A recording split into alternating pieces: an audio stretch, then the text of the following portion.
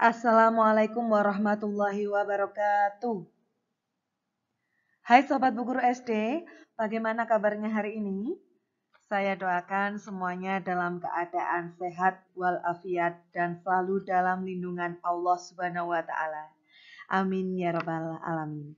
Nah, pada video kali ini saya akan membahas tentang materi pelajaran kelas 5 SD dengan muatan pembelajaran yaitu IPS. Apa yang akan kita pelajari pada video pembelajaran kali ini? Kita akan belajar tentang jenis usaha ekonomi yang dikelola sendiri dan kelompok. Pada materi ini terdapat di tema 8.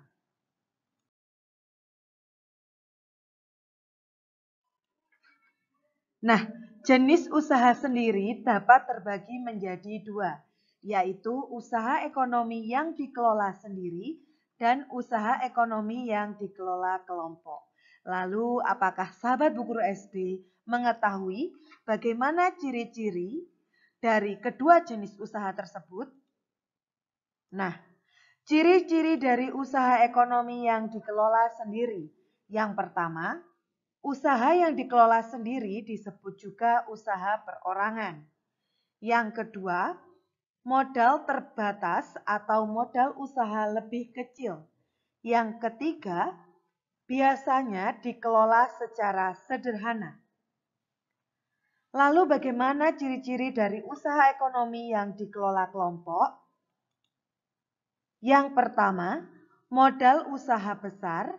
Yang kedua, dimiliki oleh beberapa orang atau pihak. Yang ketiga, pengelolaan lebih kompleks.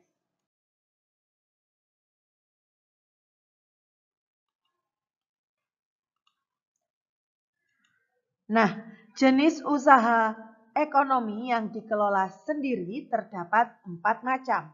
Yang pertama, usaha pertanian. Yang kedua, usaha perdagangan.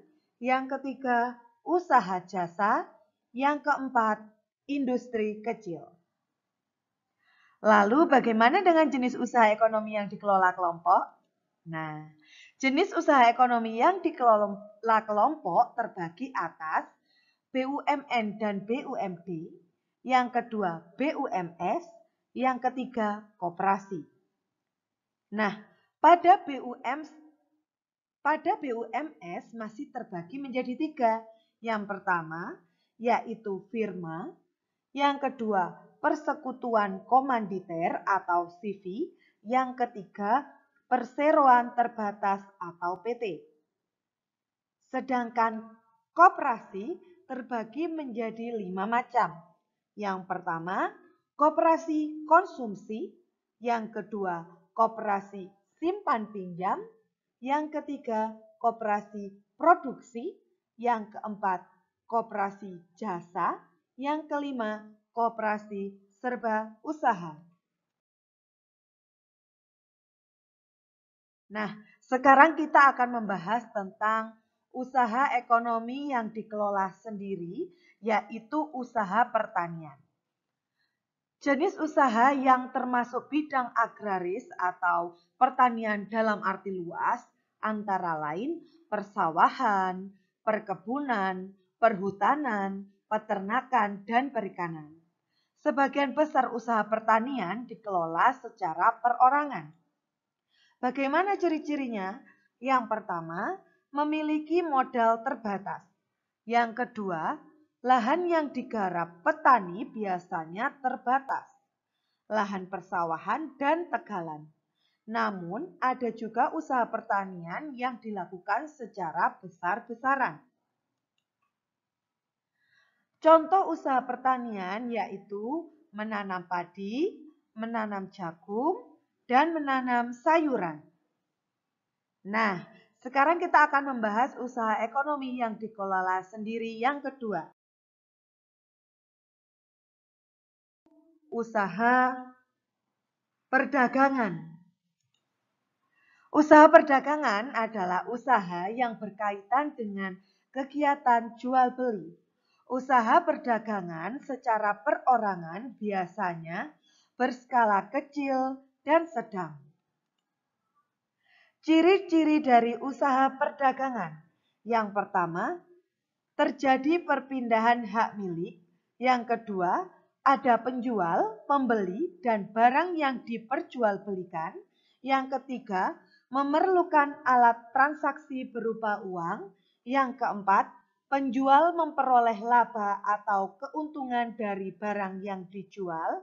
Yang kelima, terjadi proses produksi serta distribusi barang sebelum jatuh ke tangan konsumen. Contoh usaha perdagangan. Yang pertama, pedagang asongan. Yang kedua, pedagang keliling. Yang ketiga, pedagang di pasar. Yang kelima, warung. Dan yang keenam, toko kelontong.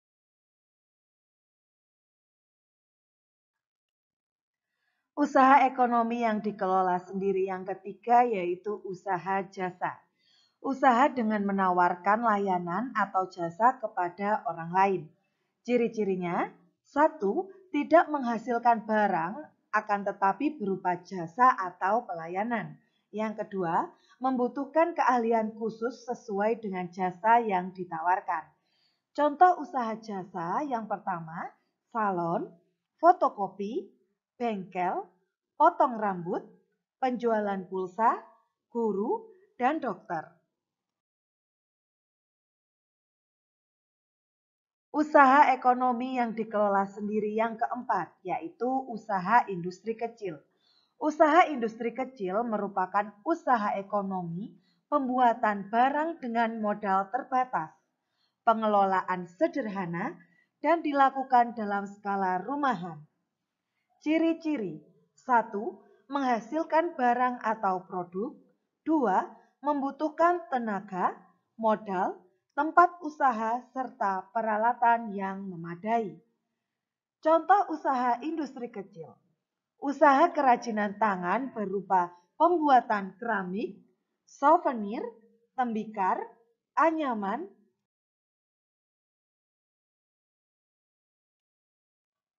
Nah, sekarang kita akan membahas tentang usaha ekonomi yang dikelola kelompok. Yang pertama yang akan kita bahas yaitu BUMN dan BUMD. Badan usaha milik negara atau yang biasa disingkat BUMN atau perusahaan negara, yaitu sebuah perusahaan yang seluruh atau sebagian besar modalnya dimiliki oleh negara. Ciri-ciri BUMN. 1. BUMN dapat berbentuk perusahaan umum atau perum dan perseroan terbatas atau persero. 2. BUMN bergerak di bidang usaha yang bersifat strategis atau vital, misalnya bidang energi listrik dan telekomunikasi. Yang ketiga, kekuasaan dipegang oleh pemerintah. Yang keempat, melayani kepentingan umum dan pelayanan publik.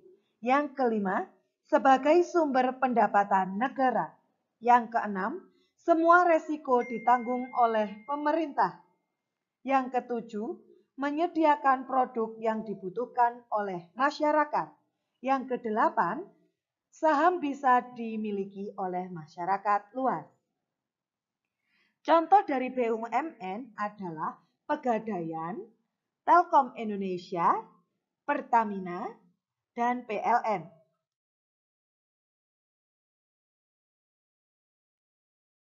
Nah, setelah kita mengetahui apa itu BUMN dan contohnya serta ciri-cirinya, maka sekarang kita akan membahas tentang apa itu BUMD. BUMD, Badan Usaha Milik Daerah atau yang biasa disingkat BUMD atau Perusahaan Daerah, merupakan perusahaan yang seluruh atau sebagian besar modalnya dimiliki pemerintah daerah. Tujuan pendirian BUMD sebagai berikut. A. Ikut melaksanakan pembangunan ekonomi daerah dan pembangunan ekonomi nasional, memenuhi kebutuhan rakyat, dan menyediakan lapangan kerja untuk mewujudkan masyarakat adil dan makmur. Ciri-ciri BUMD. Yang pertama, diatur dan didirikan oleh pemerintah daerah. 2. Modal berasal dari kekayaan pemerintah daerah yang dipisahkan. 3. Bertujuan untuk melayani kepentingan umum dan mencari keuntungan. 4. Dipimpin oleh direksi yang diangkat dan diberhentikan oleh DPRD. Contoh dari BUMD adalah Perumda Air Minum Tugu Tirta Kota Malang, Perumda Air Minum Kota Padang, Perumda Perkebunan Kahyangan Jember.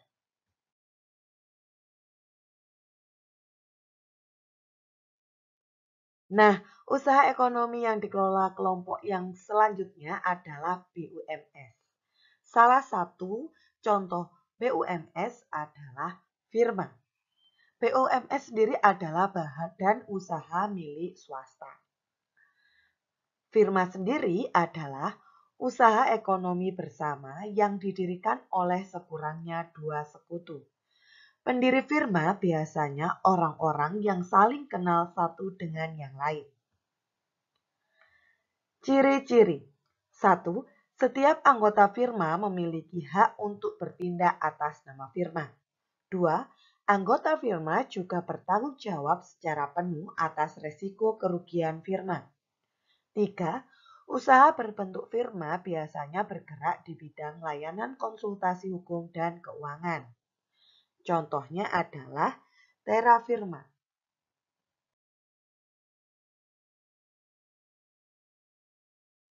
Nah, contoh BUMS selanjutnya adalah Persekutuan Komanditer atau CV. CV didirikan oleh sekurangnya 2 orang yang menyetorkan modal. Usaha berbentuk CV dapat dikembangkan dari firma. Ini dimungkinkan jika firma ingin memperluas usahanya dan membutuhkan banyak modal. Ciri-ciri CV.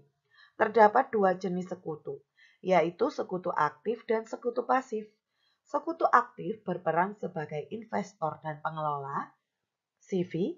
Sekutu pasif berperan sebagai investor tanpa terlibat dalam pengelolaan CV. Contohnya CV Bahtera Baru dan CV Makmur Jaya.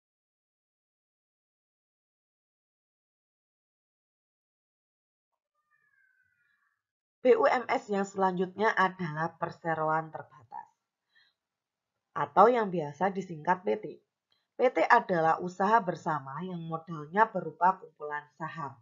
Saham diartikan sebagai bukti kepemilikan suatu perusahaan atas penyetoran modal. Ciri-cirinya, 1. Bukti kepemilikan berupa saham atau penyetoran modal. 2.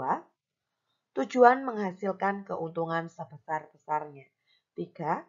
Pemilik saham akan memperoleh keuntungan berupa dividen sesuai besar saham. 4. Untuk mengembangkan dan memperluas usaha, saham dapat diperdagangkan di pasar modal.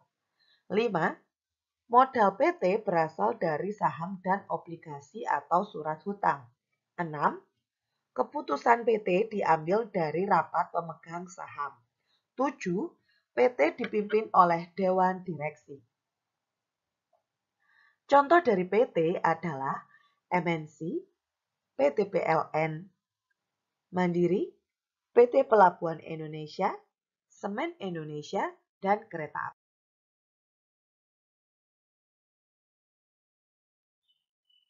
Nah, usaha ekonomi yang dikelola kelompok selanjutnya adalah koperasi. Tujuannya yaitu menyejahterakan anggotanya. Koperasi adalah badan usaha yang beranggotakan orang-orang atau badan hukum koperasi dengan melandaskan kegiatannya berdasarkan prinsip koperasi sekaligus gerakan ekonomi rakyat yang berdasarkan asas kekeluargaan. Bentuk perekonomian disusun atas usaha bersama berdasarkan asas kekeluargaan. 4. Koperasi pertama kali dikembangkan oleh Dr. Andes Muhammad Hatta. Atas perannya tersebut, beliau dijuluki sebagai Bapak Koperasi Indonesia.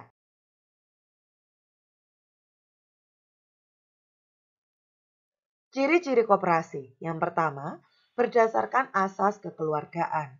2. Tujuan menyejahterakan anggotanya. 3. Pembagian keuntungan menurut perbandingan jasa. 4.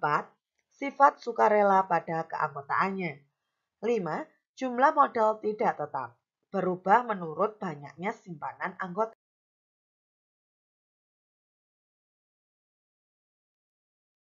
Nah, koperasi terdiri dari beberapa macam. Yang pertama ada koperasi konsumsi, koperasi produksi, koperasi simpan pinjam, koperasi serba usaha, dan koperasi jasa.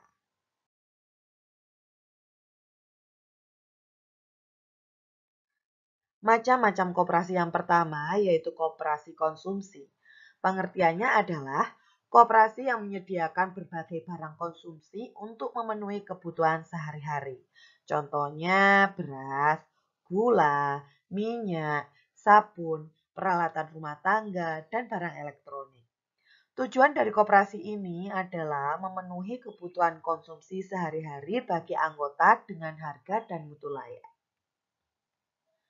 Ini adalah contoh koperasi konsumsi.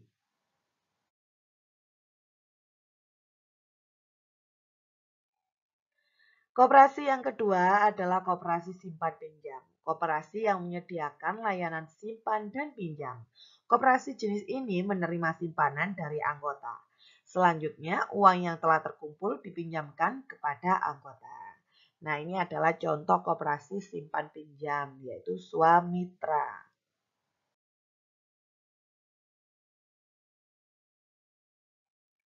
Koperasi yang selanjutnya adalah koperasi produksi. Koperasi yang menyediakan bahan baku produksi dan menyalurkan hasil produksi anggotanya. Koperasi ini beranggotakan para produsen atau pengusaha, misalnya pengusaha batik, tahu, dan tempe, dan sapi perah. Ini adalah contoh koperasi produsen.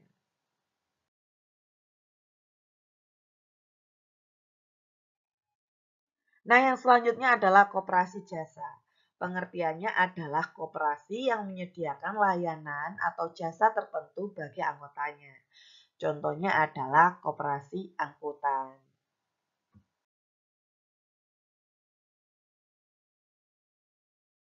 Nah, yang terakhir ada koperasi serba usaha, yaitu koperasi yang mengelola berbagai jenis usaha, misalnya penyediaan barang konsumsi, simpan pinjam, penyediaan bahan baku, penyaluran hasil produksi. Contohnya ada koperasi unit desa atau KUD.